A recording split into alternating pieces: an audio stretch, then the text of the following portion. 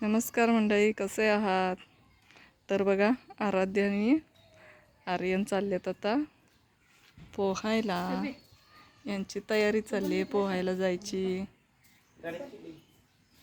बघा, दोघंच चाललेत. पोरं गेलेत पुढं, टॉवेल घेऊन सज्ज झाले तयार. हे आर्यन तोंड लपवायला लागलाय. पुन्हा तर बघा झाडं कशी होरपळलेत. ऊन खूप कडक पडलंय. उन्हानं बघा झाडं पूर्ण वाळ्यात. यांना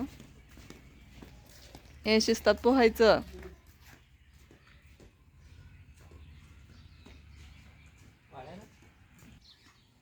आर्यन आणि आराध्य बघा गाडीवरनं चाललेत आता पोहायला म्हणून.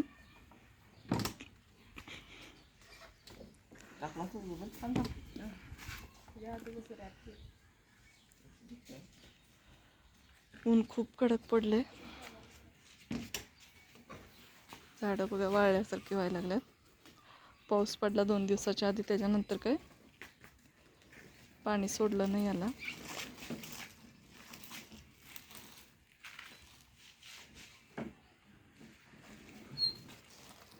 तर बघा ही दोघं जण चालल्यात आता पोहायला.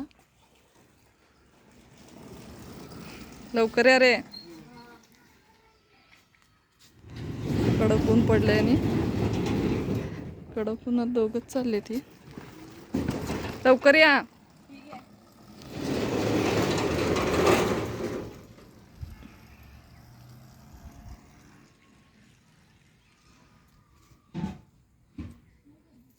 जमीन बघा कडक वाळली. हे झाड तर बघा शोच आहे, करपल्यासारखे झाले त्याचे फांद्या.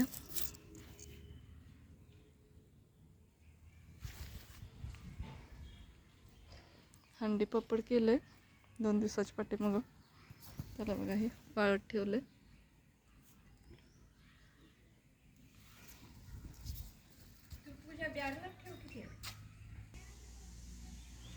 टोमॅटोची पालं पण बघा करपायला लागलेत.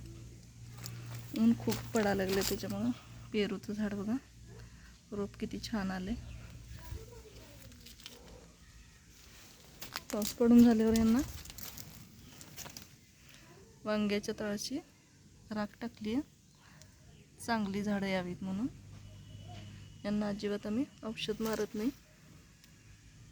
सगळ्या झाडांना घातले राख टाकली. ते म्हणजे त्यांच्यासाठी एकदम चांगलं उत्तम खत आहे. बियाचं वांग आता पिवळं व्हायला लागलंय बघा. एकदम त्याला पिवळं करायचं म्हणजे बी चांगले तयार होतात त्याच्यामध्ये. व्हिडिओ आवडला तर नक्की लाईक करा.